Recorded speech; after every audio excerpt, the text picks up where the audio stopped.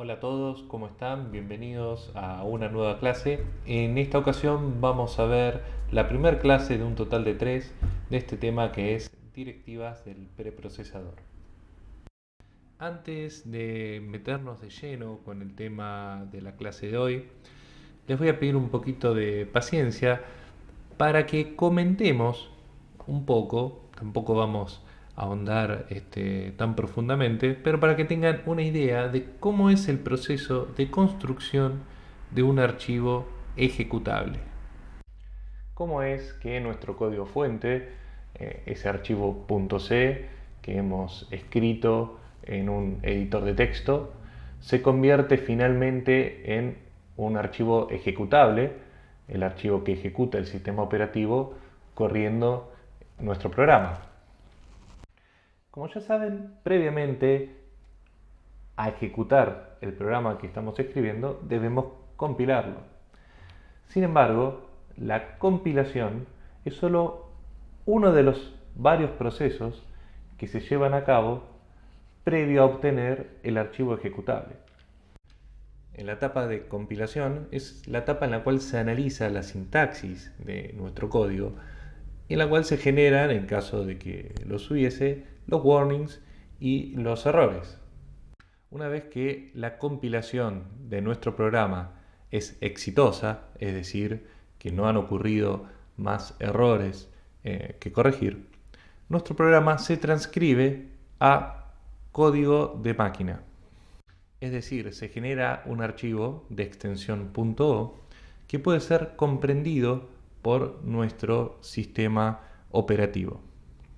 Es decir, que si su código fuente estaba escrito en un archivo main.c, por ejemplo, luego de ser compilado, se crea un archivo main.o donde contiene el programa que ustedes están escribiendo, pero en código de máquina. Pero además del código fuente escrito y generado por nosotros, solemos utilizar funciones que se encuentran guardadas en librerías o bibliotecas. Bien, por ejemplo, la función printf se encuentra guardada en la librería stdio.h. Estas librerías ya se encuentran previamente compiladas, es decir, que lo que se almacena no es el código fuente, un archivo .c, sino que es un archivo objeto, un archivo de extensión .o, que a su vez son administrados en bibliotecas. Entonces, teniendo ya nuestro código fuente compilado y en código de máquina, lo único que queda por hacer es enlazar nuestro código con aquellas librerías que sean necesarias para nuestro programa. Eso se realiza en la etapa de linker o enlazador y finalmente ahora sí se genera nuestro código ejecutable. Pero hasta el momento todavía no hemos hablado nada de lo que le da título a esta clase, que es el preprocesador y las directivas del preprocesador. El preprocesamiento del código fuente es una etapa del proceso de construcción de un archivo ejecutable que se lleva a cabo previo a la etapa de compilación. En esta etapa se van a realizar modificaciones sobre el texto de nuestro código fuente. Una de estas modificaciones es la eliminación de los comentarios de nuestro programa. Tengan en cuenta que los comentarios sirven para documentar un programa, para mejorar la legibilidad del mismo, pero luego las etapas de compilación no tienen ningún uso. Pero además, nosotros como programadores podemos desde nuestro código fuente utilizar palabras claves para darle directivas específicas al procesador. Indicarle que realice ciertas modificaciones al código previo a ser compilado.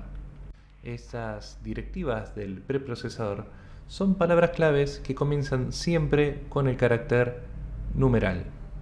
En este momento seguramente recuerden haber visto palabras de este tipo en el código, por ejemplo, los define o el include. Bien, ambas, el define y el include, son directivas del preprocesador y las vamos a estar viendo en lo que queda de esta clase. Vamos a comenzar entonces viendo un ejemplo con la directiva define. Tenemos este código de ejemplo en el cual se define a alto con un valor de 100 y se define a ancho con un valor de 200 y luego un código muy simple en el cual se imprime cada uno de estos valores. El preprocesador será el encargado de ejecutar estas directivas de define.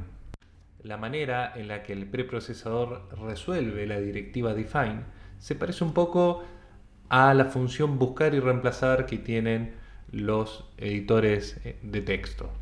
Tomando el caso de alto como ejemplo, el preprocesador recorrerá el código desde la línea en la cual alto es definido hasta la finalización del archivo. Irá reemplazando cada vez que encuentre la palabra alto por el valor correspondiente. De esta manera, luego de que el preprocesador haya operado sobre nuestro código va a verse de esta forma. Fíjense, los define han desaparecido porque ya no son necesarios y donde antes estaba la palabra alto o ancho se lo reemplazó por su valor correspondiente. Este es el código que finalmente ingresa al compilador. Este es un concepto que es muy importante que lo tengan siempre en cuenta. El código que el compilador analiza sintácticamente es este, no el que nosotros escribimos inicialmente. Por otro lado, es igualmente importante comprender que durante la etapa del preprocesamiento no será ningún análisis sobre la sintaxis del código escrito en C.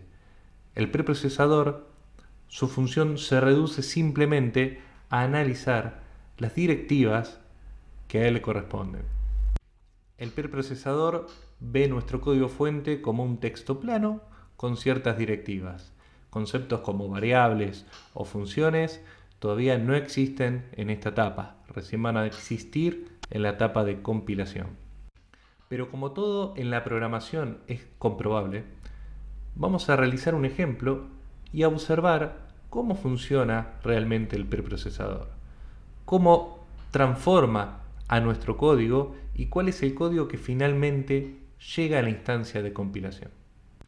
El código está escrito en un editor de texto convencional, digamos que es como un bloc de notas que reconoce y colorea ciertas palabras, pero no cumple ninguna otra función. Bien, acá tenemos el archivo que estábamos viendo recién en el editor de texto. La consola de comandos, bueno, ya la tengo en la dirección en la cual está guardada el archivo. Simplemente vamos a decirle que compile con el compilador GCC. Este es el mismo compilador que utiliza el codeblock. Vamos a indicarle que queremos compilar el archivo main.c y que como salida queremos un archivo .exe ya compilado. Ejecutamos y vemos que efectivamente se creó en la carpeta el archivo ejecutable. Bien, no se creó ningún otro archivo, solamente ese. Y si nosotros lo corremos, vamos a ver que no pasa nada porque, bueno, efectivamente ese programa que nosotros habíamos hecho no hacía nada. Simplemente copiaba un valor en una variable, pero no me imprime nada por consola. Pero, ¿qué pasó entonces con aquellos archivos objeto que yo les había explicado antes que se creaban? Por lo menos acá en esta carpeta no vimos que se cree nada. Bueno, el tema es que esos archivos son temporales, entonces, a menos que uno le indique lo contrario, una vez que se genera el ejecutable, todos los archivos intermedios son eliminados. Por lo tanto, vamos a indicarle justamente al compilador que me mantenga todos los archivos, que no borre nada, a ver qué es lo que realmente está haciendo. Para esto vamos a utilizar el comando savetemps que le indica justamente que guarde todos los archivos temporales que utiliza durante la compilación. Le damos compilar y vemos que ahora, además del .exe y el main.c, tenemos un montón de otros archivos generados. El archivo main.o, que es el archivo objeto, del cual yo les comentaba al inicio de la clase. Luego tenemos el archivo main.s, que es un archivo intermedio que se utiliza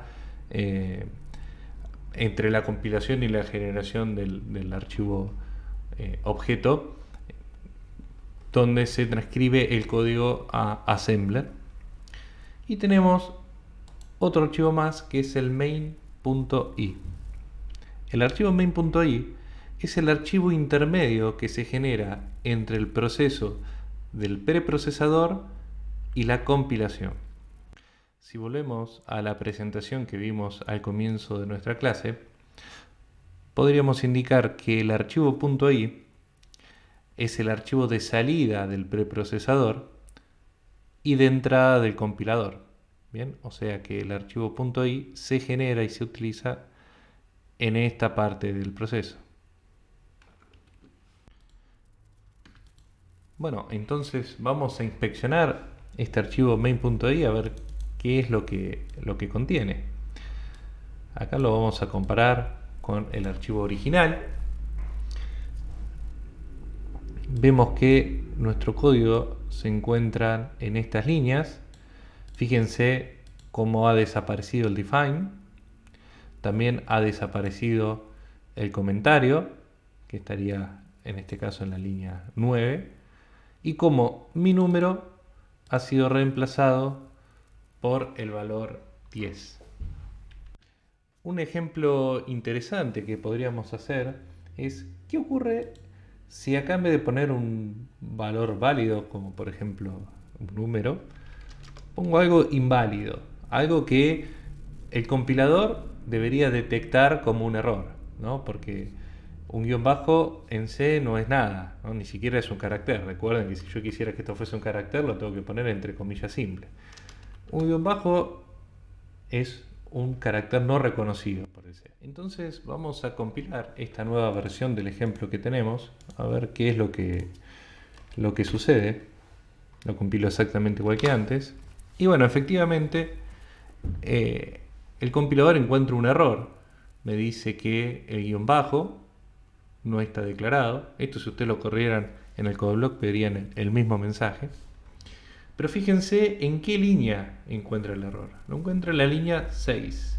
La línea 6 corresponde a la asignación de mi variable. No lo encontró en la línea 1 cuando creo el define. Bien, lo encontró cuando lo utilizo. Piensen, ¿por qué les parece que lo encontró en esta línea? Vamos a analizar entonces nuevamente el archivo .i que se genera a la salida del preprocesador. Así, de esa manera podemos ver exactamente qué es lo que está recibiendo el compilador. Y fíjense que el preprocesador resolvió el define sin ningún problema. Dijo, ¿qué es lo que hay que reemplazar? ¿Guión bajo? Bueno, lo reemplazo acá. El preprocesador no entiende que eso no tiene sentido desde la sintaxis del C. Copia y pega, busca y reemplaza. Bien, este código es el que ingresó finalmente al compilador y por eso es que el compilador encuentra en la línea en la cual se realiza la asignación de la variable el error. Bueno, espero que el ejemplo haya sido esclarecedor sobre cómo funciona la directiva define. Y ahora sí vamos a ver la última directiva de esta clase, que es el include. Esta directiva lo que va a hacer es incluir todo el contenido de un fichero, de un archivo, en la posición en la cual se encuentre esa directiva, ¿no? Por ejemplo, si tenemos include stdio, lo que va a hacer el preprocesador es reemplazar esta directiva por el contenido del archivo stdio.h. Es decir, va a copiar todo el contenido de ese archivo en donde esté el include. El include puede utilizarse para incluir ficheros que estén en directorios del sistema, como por ejemplo las librerías. En este caso estamos incluyendo el archivo stdio.h. Este archivo existe físicamente en la PC, pero ustedes no tienen necesidad de saber su ubicación. Tampoco es necesario que expliciten su dirección de memoria en el código, porque utilizando estos caracteres de mayor y menor, se le indica al preprocesador que el archivo que se incluye se encuentra en un directorio del sistema. Bien, y ya el preprocesador sabe cuáles son esos directorios a los cuales ir a buscar estos archivos.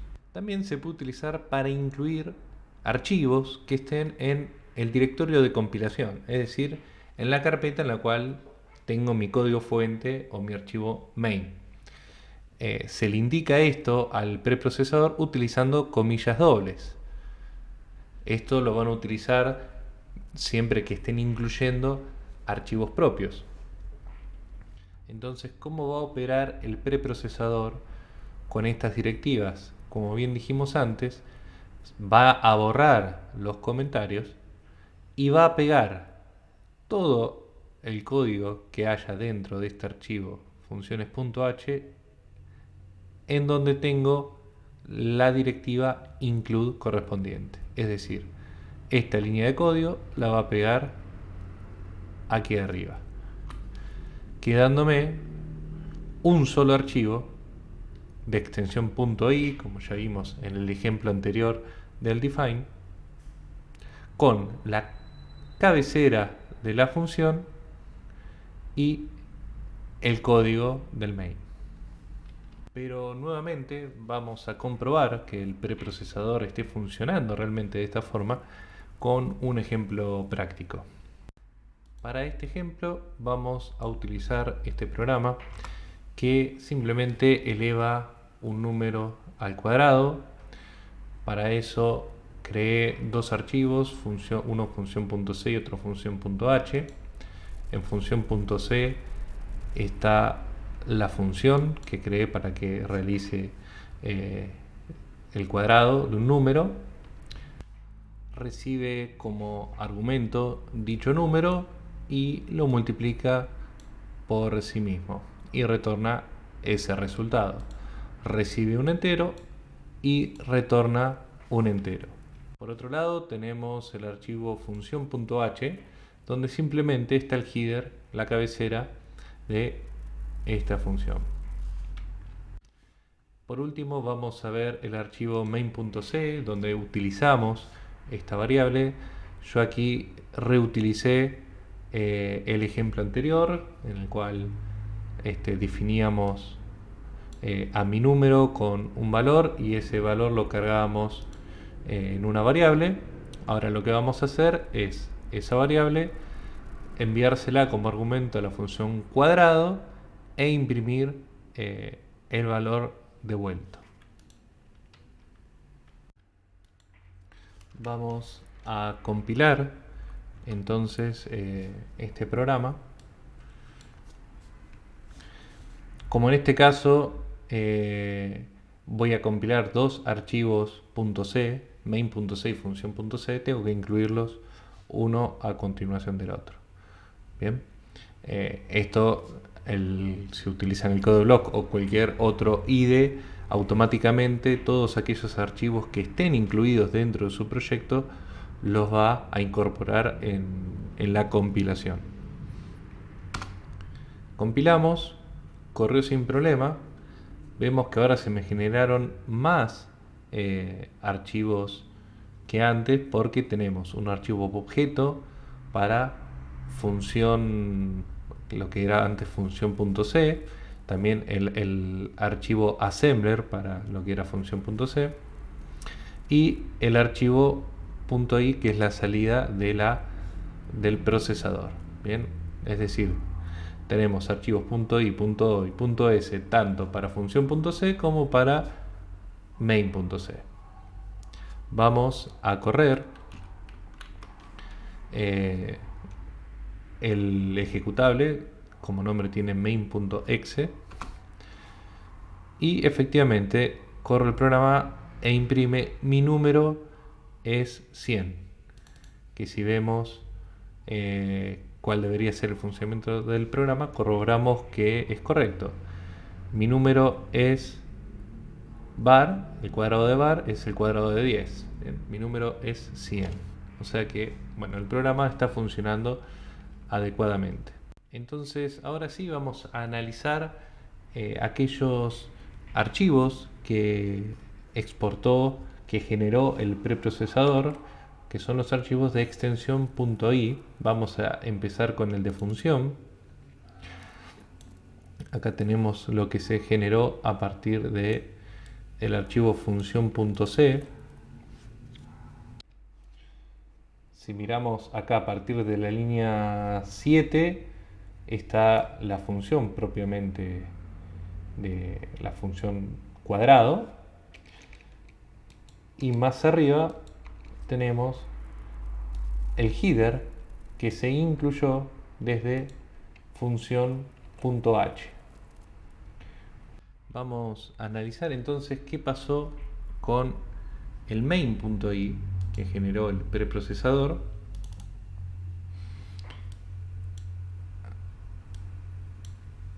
Vamos a alargar un poco más. Bien, vamos a ir a movernos abajo todo en busca de dónde está el código del main. Aquí está el código del main. Vemos que el define mi número obviamente desapareció, fue reemplazado aquí en la asignación de la variable. El resto del código no tiene ninguna modificación. Y si nos movemos hacia arriba, vemos que en el lugar donde estaba el include función.h, nuevamente se pegó el header de dicha función, que es el contenido, o sea, en realidad lo que se pegó es todo el contenido del archivo función.h. Luego, hacia arriba, lo que tenemos es ya la inclusión de la librería stdio.h. Y si nos movemos hacia arriba, lo que vamos a ver justamente es el contenido de ese archivo. Una situación que es interesante analizar es qué pasaría si hay un error en mi archivo .h. ¿Qué pasa si yo genero un error acá? Vamos a forzar un error, y el error más común, que si no les pasó todavía ya les va a suceder, es este: olvidarse el punto y coma al definir la cabecera de una función. Vamos entonces a compilar esta versión con el error. Generamos la compilación. Bueno, efectivamente el compilador señala un error, pero fíjense que el error me lo señala en los archivos main.c y función.c. En ningún momento aparece función.h. A ver, ahora que tenemos un poco más de idea cómo funciona el preprocesador, tómense un minuto para pensar por qué puede estar sucediendo esto. Efectivamente, el tema es que a la etapa de compilación ya no llega un archivo .h, sino lo que me está llegando es un archivo .c en donde está incluido el contenido del archivo .h. Por ejemplo, en el caso de función.c, lo que está llegando es esto que les muestro acá, en donde se puede ver claramente el header sin el punto y coma. Si analizamos un poco más en detalle el error que nos arroja el compilador, podemos ver que nos dice que se espera algún tipo de carácter como igual, coma o punto y coma antes de las llaves en la línea 3 de la función función.c. Si venimos a función.c y no entendemos cómo funciona el preprocesador, esto no hace ningún tipo de, no tiene ningún tipo de lógica. Me está diciendo que en la línea, antes de la línea punto 3 se espera un punto y coma. Y yo digo, que si antes de la línea punto 3 lo único que tengo es un include, y yo sé que el include no lleva punto y coma, ¿no? Entonces, ¿qué está pasando? Bueno, lo que está pasando es efectivamente eso. En donde está faltando el punto y coma es en el header, que desde la óptica del main es lo que está inmediatamente anterior a las llaves de la línea 3. Por otro lado, dado que función.h se incluye tanto en función.c como en main.c, el error me aparece en ambos archivos. Fíjense que para el main.c también me dice que el leer se esperaba alguno de estos caracteres previo a la llave. Bien, porque en el caso del main es exactamente igual. Previo a la llave que tengo un define, que el compilador no lo ve, y tengo un include, que es en donde está el header sin el punto y coma. Bueno, con este ejemplo, créanme que les estoy ahorrando varias horas y dolores de cabeza tratando de entender por qué el compilador me indica que tengo un error previo a estas llaves. Bueno, ya el misterio con esto queda resuelto. Bueno, ahora sí, la presentación llegó a su fin. Esta fue la primera parte de directivas del preprocesador. Vamos a estar haciendo 2 clases más del mismo tema porque, bueno, como vieron en la presentación, son varias las directivas que hay para ver. No las vamos a ver todas, vamos a ver aquellas que consideremos que son más importantes para esta etapa de su aprendizaje. Así que bueno, me despido, que tengan buena semana, hasta luego.